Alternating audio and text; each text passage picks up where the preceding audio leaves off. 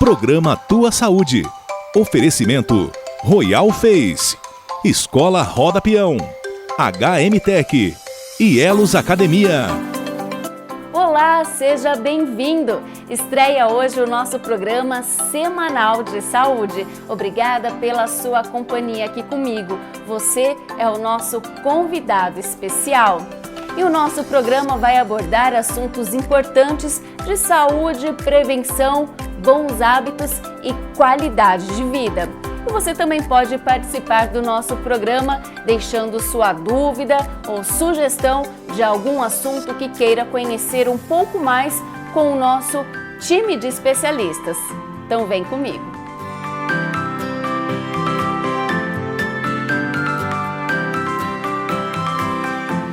E hoje na estreia nós vamos falar sobre saúde da mulher e o nosso convidado é o Dr. Guilherme Accorsi, que ele é ginecologista e obstetra. E nós vamos falar sobre câncer de colo de útero e como se prevenir. Obrigada pela sua presença, doutor. Seja bem-vindo. Obrigado, Natália. Obrigado pelo convite. É um prazer estar aqui com vocês. Bom, o Dr. Guilherme, ele é especialista em oncologia ginecológica e cirurgia minimamente invasiva. É isso, doutor? A oncologia ginecológica, a gente cuida especificamente das pacientes com câncer, O câncer de colo de útero, o câncer de ovário, o câncer de útero, que são os mais comuns, E a cirurgia minimamente invasiva, que são as cirurgias hoje, a videolaparoscopia, que é o que muita gente às vezes acaba falando laser, que é o que a gente faz com a câmera, e hoje o mais avançado é a cirurgia robótica, que tem se disseminado e tem avançado tanto hoje a tecnologia. Você é um dos únicos aqui de Catanduva. Em cirurgia robótica, o único que tem. Hoje nós não temos ainda em Catanduva, em São José do Rio Preto a gente já tem cirurgia robótica, em Ribeirão Preto a gente já tem cirurgia robótica, e em São Paulo quase que a maioria dos hospitais de grande porte, que são hospitais terceirizados, tanto na rede privada como no SUS, a maioria deles hoje já tem a cirurgia robótica ou a plataforma robótica. E o Dr. Guilherme, ele é bem novo, Ele é novinho e muita gente deve estar aí se perguntando sobre o sobrenome Accorsi, Então ele é filho do Dr. Alfeu Accorsi, Lá do Instituto Accorsi, doutor? Isso. Muita gente, bom, também é super parecido, Não tem como negar. Não dá para falar que eu não sou filho dele. Eu me formei aqui em Catanduva, na Faculdade de Medicina de Catanduva. Depois fui fazer especialização em ginecologia, eu também sou ginecologista e obstetra, de base. E aí fui me especializar no Hospital do Câncer de Barretos, onde lá eu tirei o título de cirurgia robótica. E estou aqui em Catanduva trabalhando já na parte de cirurgia avançada, de alta complexidade e oncologia ginecológica, já tem 2 anos já. Então, aproveitar e mandar um abraço aí para o Dr. Alfeu e também convidá-lo para o nosso programa, A gente sabe que ele é bem ocupado, mas quem sabe um dia ele consegue vir aqui na nossa poltrona. Bom, vamos falar então sobre o câncer de colo de útero. Ele é o terceiro tumor mais maligno, frequentemente na população feminina. Os dados são alarmantes, mas dá para prevenir? Com certeza. O principal tumor, tanto em homem quanto mulheres, são os tumores de pele, Logo agora, quando a gente exclui esses tumores, o mais comum nas mulheres é o câncer de mama e o câncer de intestino, que é o tumor coloretal. Depois a gente, no Brasil hoje, o câncer de colo de útero, ele é o terceiro mais comum. O que alarma que você falou é que ele é prevenível, tá bom? Porque o que causa o câncer de colo de útero é a infecção persistente pelo vírus do HPV, que é uma doença sexualmente transmissível. E nós temos países como Inglaterra, Austrália, Estados Unidos, onde as campanhas de vacinação contra o vírus do HPV e as campanhas de rastreamento com Papa Nicolau, teste do HPV, fazem com que nós conseguimos detectar ou a lesão precursora do câncer de colo de útero, ou mesmo o câncer em estadiamentos iniciais, quando ele é microinvasor, ou seja, quando ele tem milímetros, onde ele tem uma chance de cura de virtualmente 100% dos casos. Então, falando nisso, do HPV, é importante lembrar que existe já a vacina aqui no Brasil, no SUS, e principalmente para as crianças, meninas, meninos. A partir de qual idade que a mãe já pode levar o filho para ir tomar vacina? A vacina do HPV ela já está disponível no SUS, tá bom? Hoje nós temos a vacina quadrivalente, que é a vacina contra o HPV, os subtipos 6, 11, 16 e 18, tá bom? que é o que mais, os subtipos, né? Como o coronavírus, né? Que a gente tem vários subtipos, né? Sim. Que a gente tem várias variantes, no HPV é um outro vírus, também nós temos vários subtipos. Essa vacina ela protege contra esses subtipos mais comuns, aqueles que causam as verrugas genitais e aqueles que causam os cânceres, que é o 16, ou os mais comuns que causam o câncer 16 e o 18. Já disponível gratuitamente. Ele é indicado principalmente para as meninas, onde o câncer de colo de útero acontece, né, porque ele é um câncer exclusivamente na mulher, no colo do útero. E ele é indicado em meninas, por quê? Porque o ideal é que a vacina seja realizada nas meninas antes do início da relação, ou seja, antes de entrar em contato com o vírus. Por isso que é importante. E ele é indicado para as meninas dos 9 aos 14 anos, tá bom? Os meninos também é indicado para os meninos, também é indicado para os meninos, porque se você diminui a quantidade, vamos falar assim, simplificando, de doença, depois, quando essas já protege crianças, a sua parceira. Isso, já vai proteger o casal, o menino e a menina, tá bom? E também, numa incidência muito menor nos meninos, o câncer de pênis. Sim. Que tem uma relação também menor com a infecção do que é o câncer na mulher. O câncer na mulher ele é diretamente relacionado ao HPV, onde o câncer de pênis ele tem uma relação menor, mas tem com o vírus do HPV. Qualquer mulher hoje pode procurar o SUS para tomar essa vacina? Tem alguma idade? As meninas, dos 9 aos 14 anos está liberada, tá bom? E aquelas pessoas que são imunossuprimidas até os 26 anos, eles podem estar procurando a unidade básica de saúde para estar tomando o HPV. Cada município tem o seu lugar específico onde vai ter a vacina, então é só consultar a unidade básica de saúde, principalmente o mais comum sempre é as meninas, né? Esses serviços que são pessoas que têm alguma doença imunossupressora, o mais comum que a gente conhece é o HIV e AIDS, tá bom? Mas existem outros pacientes que têm outras doenças imunossupressoras. Como eles fazem no SUS um acompanhamento diferenciado, isso dentro do próprio serviço já tem um direcionamento para esse tipo de vacinação. Então aí, mamães, vamos ficar atentas aí, né? E levar nossas crianças para estar se vacinando, que é uma vacina, né? É uma prevenção muito importante aí, essa vacina do HPV. Então vamos falar sobre o câncer de colo de útero, né? Existe a cura, doutor? Tem sintomas também? A pessoa sabe que tem o câncer? Dá para saber logo no início? O principal foi o que eu falei, o rastreamento. A vacina ela é para prevenir a infecção. Então o objetivo é dar para as meninas e para os meninos antes de entrarem em contato, como a vacina do coronavírus, onde nós queremos que as pessoas tomem a vacina antes de entrar em contato com o vírus, para que não manifestem a infecção. E não manifestando a infecção do vírus do HPV, essa infecção persistente, recorrente, que durante anos vai estar ali no colo do útero da mulher, ela persistindo, ela vai evoluir para umas lesões precursoras. Essa lesão não tratada, ao longo dos anos, vai evoluir e vai se tornar um câncer. Então, o Papa Nicolau é no momento onde a infecção se transformou nessas lesões precursoras, onde essas lesões vão evoluir para o câncer. Então, é nesse momento que a gente quer fazer, o objetivo do Papa Nicolau é fazer nesse momento. E quando nós diagnosticamos a lesão pré-maligna, que é o que a gente chama das lesões de alto grau, para as mulheres que assistem e já foram no ginecologista, ou os NICs, né, que a gente já ouviu falar, que não é o câncer em si, a gente ressecando, elas são completamente curáveis, ou mesmo quando o tumor ele não dá sintomas, quando ele é microinvasor, ele também é curável. E também é possível preservar a fertilidade, ou seja, você detectar o câncer, tratar ele quando ele é minúsculo, quando ele é microinvasor, quando ele tem milímetros, e possível preservar o útero, ou seja, essa paciente conseguir ter filhos depois. Ele é curável? Depende dessa evolução. O tumor ele começa muito pequenininho e ele vai crescendo. Então depende do momento. O que Bem a gente no chama, início. ele é curável e depende do estadiamento. E aí a cada momento, a cada tamanho, existe um tratamento diferente e existe uma chance de cura diferente. Certo. Doutor, quem tem ovário policístico pode ter um risco maior de câncer? Do câncer de colo de útero, especificamente, não. Não. Porque ele está relacionado com a infecção do vírus do HPV. A mulher que tem síndrome do ovário policístico é aquela mulher que ela tem um atraso na menstruação, as menstruações irregulares. Isso tem a ver com o fator hormonal.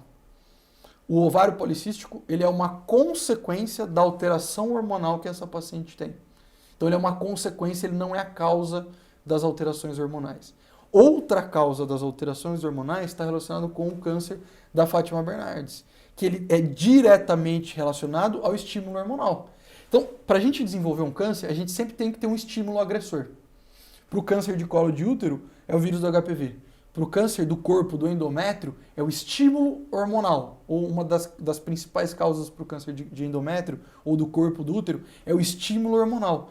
E a mulher que tem ovário policístico, ela tem esse estímulo hormonal, essa irregularidade hormonal.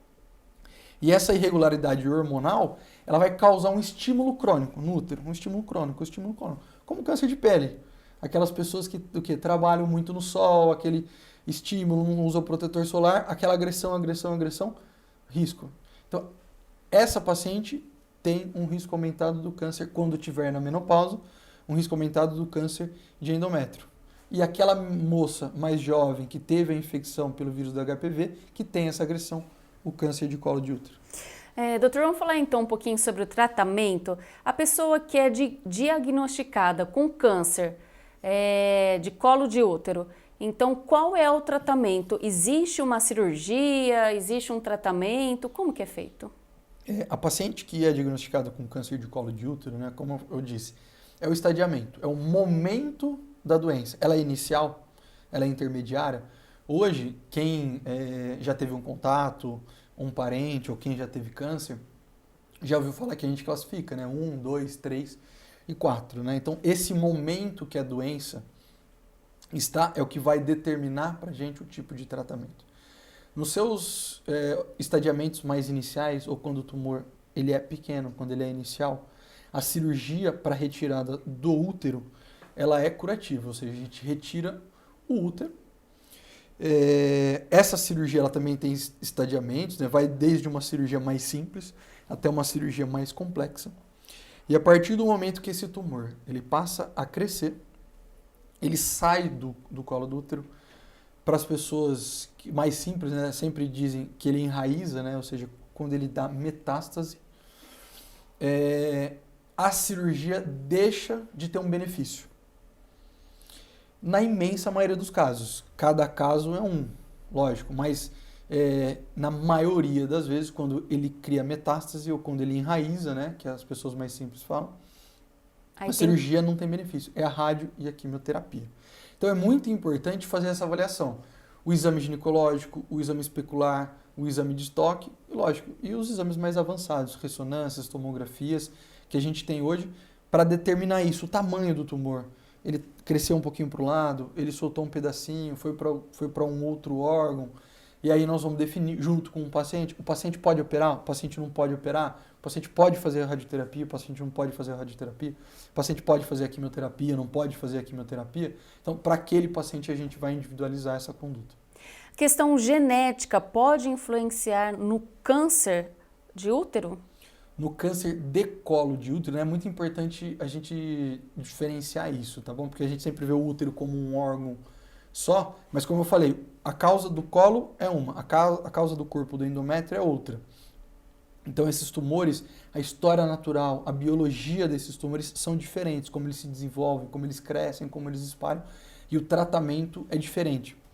Para aquelas pacientes que têm câncer de colo de útero, não tem uma relação com genética tão forte. É mais a infecção do vírus do HPV. É isso que vai fazer, esse é o fator principal, que eu falei, 98% das pacientes. Agora, para o câncer que você exemplificou da Fátima Bernardes, esse câncer ele tem uma relação mais importante com um fator genético hereditário, sim. E existe também, existe uma relação com os pólipos uterinos, com câncer? Não. Ou não? Não. O que a gente tem hoje, que às vezes pode acabar confundindo, são pacientes que têm pólipos intestinais. Depende do pólipo, esse pólipo pode ter um risco de vir a desenvolver um câncer. A gente não tem a lesão precursora do colo do útero, que essa lesão vai evoluir, no intestino a mesma coisa. E a gente sabe que é comum hoje, a paciente faz um ultrassom, doutor, tem um pólipo, um mioma, isso é uma doença benigna, o pólipo, o pólipo ele é benigno, ele é extremamente comum na população feminina, como os miomas são.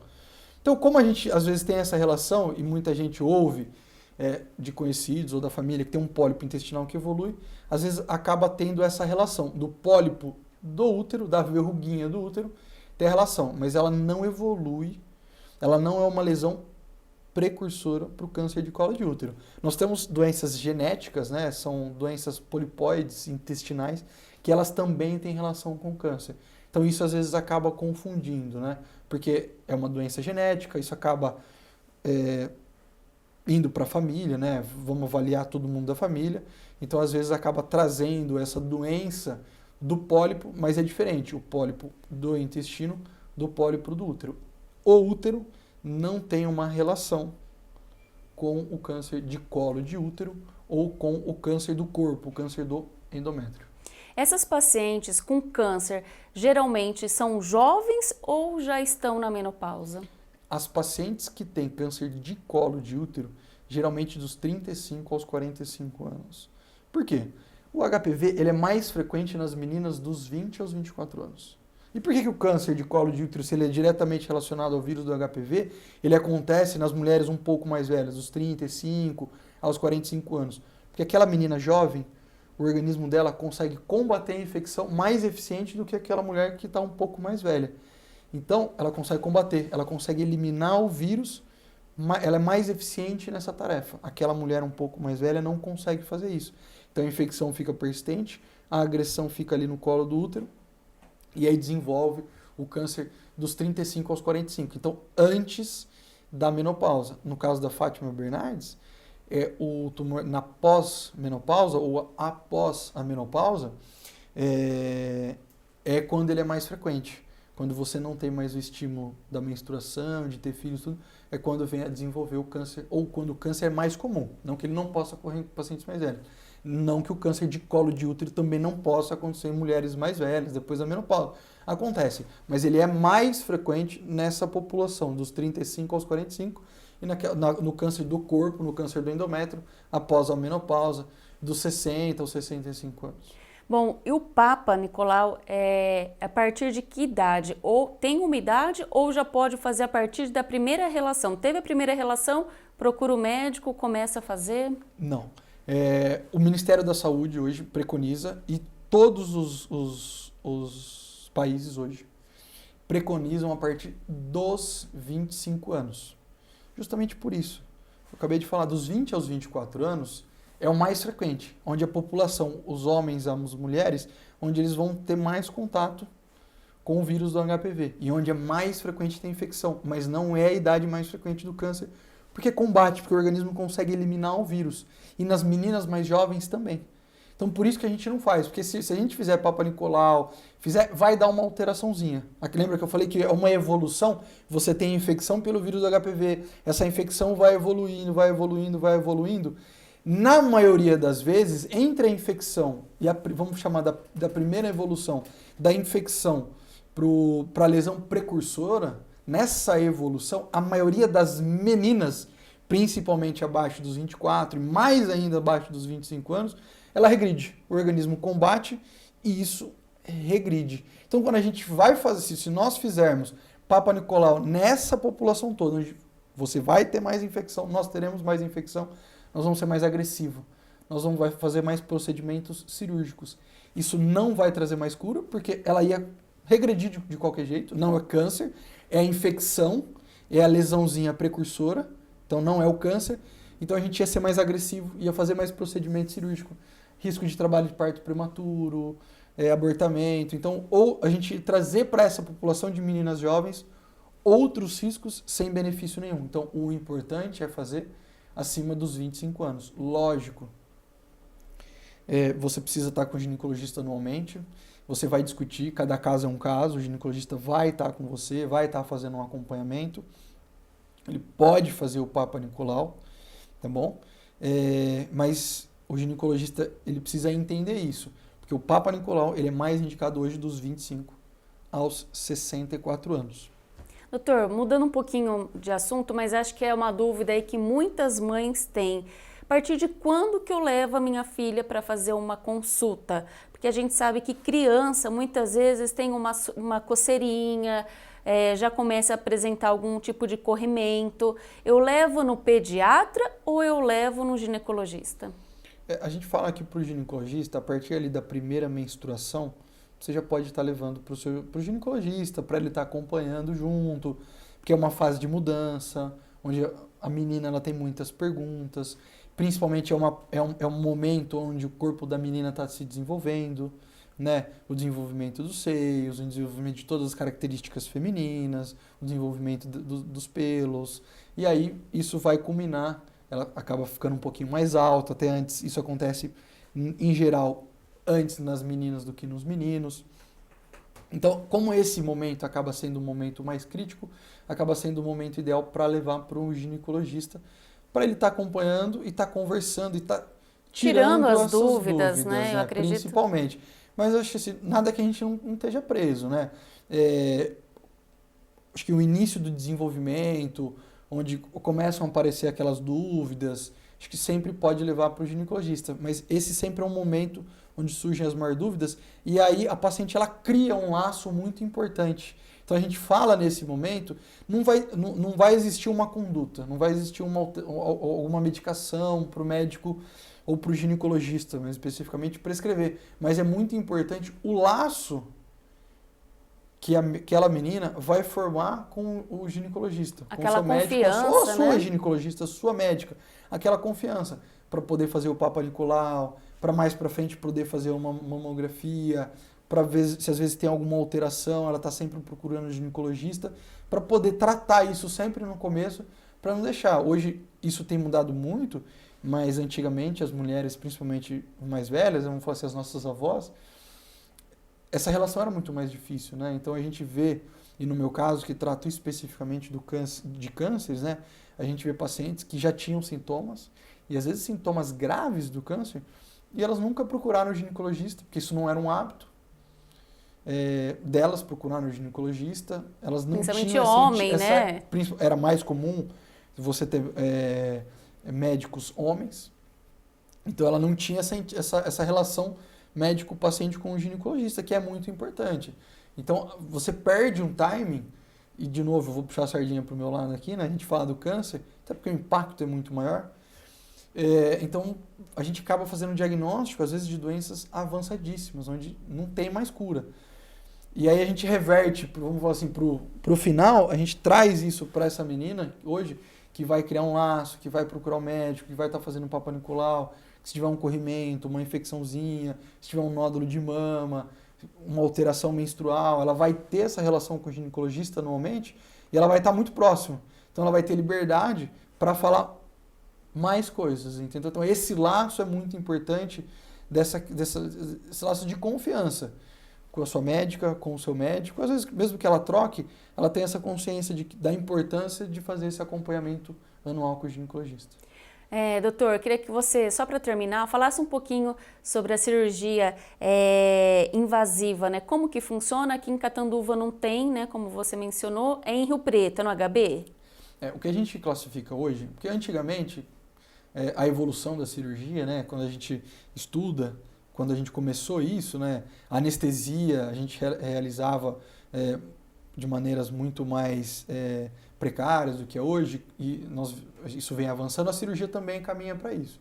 Antigamente isso eram grandes incisões, né? Existia um ditado na medicina, grandes cirurgiões, grandes incisões, né? Porque são cirurgias grandes.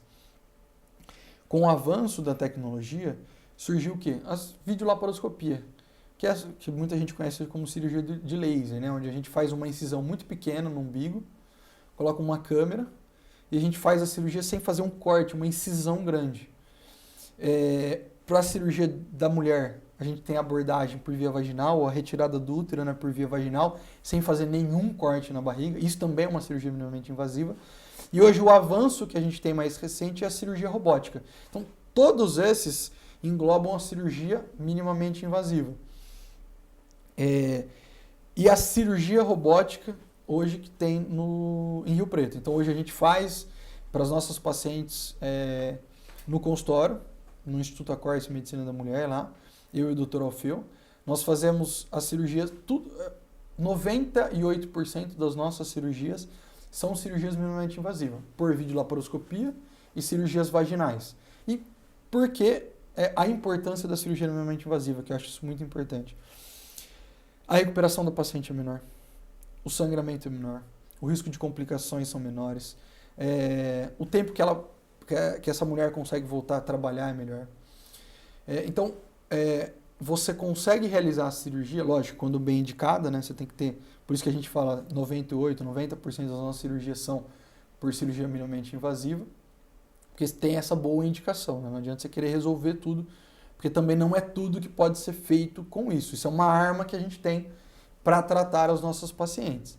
Mas a gente faz.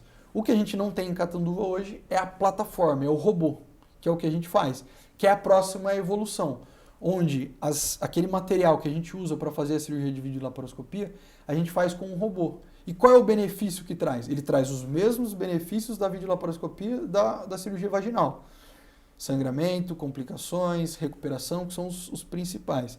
Além disso, o seu benefício maior da cirurgia robótica são para cirurgias de alta complexidade, cirurgias longas ou pacientes, doenças mais difíceis, por exemplo, pacientes obesos. Por quê? Porque traz pro cirurgião uma ergonomia para cirurgias longas. Imagina você estar ali 6 horas, 7 horas, 5 horas em pé, fazendo a cirurgia. O robô ele traz essa ergonomia para o cirurgião, então a gente consegue fazer cirurgias muito mais longas. E a equipe é a mesma? Mantém a equipe ou não? A equipe precisa também ser treinada em videolaparoscopia, em cirurgia minimamente invasiva. A gente mantém, mas precisa ver. O anestesista precisa ser treinado para fazer a cirurgia robótica. Os auxiliares precisam estar treinados em manuseio. O cirurgião precisa ter um treinamento específico para realizar essa cirurgia robótica, tá bom? E além disso, o robô ele tira aquelas pequenas imperfeições do cirurgião. Então ele filtra. É mais preciso. Nós conseguimos fazer movimentos ou cirurgias mais precisas. Então tira muito do tremor do cirurgião, tira esse cansaço. Então por isso que a cirurgia robótica ela é tão importante, né? E ela é segura, bem segura. Completamente segura. É a evolução, né? Quando bem indicada, quando o cirurgião tem o know-how, é só benefício que traz para o paciente.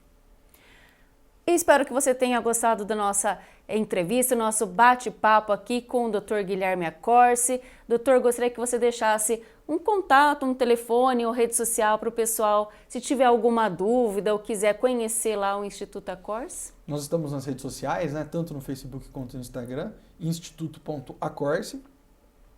E para as pacientes, né, para os colegas que estão assistindo, o telefone do consultório é 17 3522 7080, né? Falar com a Cris, aqui de Catanduva, todo mundo conhece o Instituto Acorce, conhece a Cris, né, que trabalha com a gente faz 20 anos, né? E nós estamos nas redes sociais, acompanhando a gente agora, para ter essa presença, né, estar mais perto do pessoal, onde a informação também ajuda muito no tratamento. Doutor, muito obrigada, viu, pela sua presença, suas explicações aqui, e eu espero que o senhor volte para senhor não, o doutor, né, porque eu acredito que ele é mais novo do que eu. Espero que você volte aqui para a gente bater mais papo e falar sobre outros assuntos aí relacionados à saúde da mulher. Com certeza, eu agradeço o convite mais uma vez.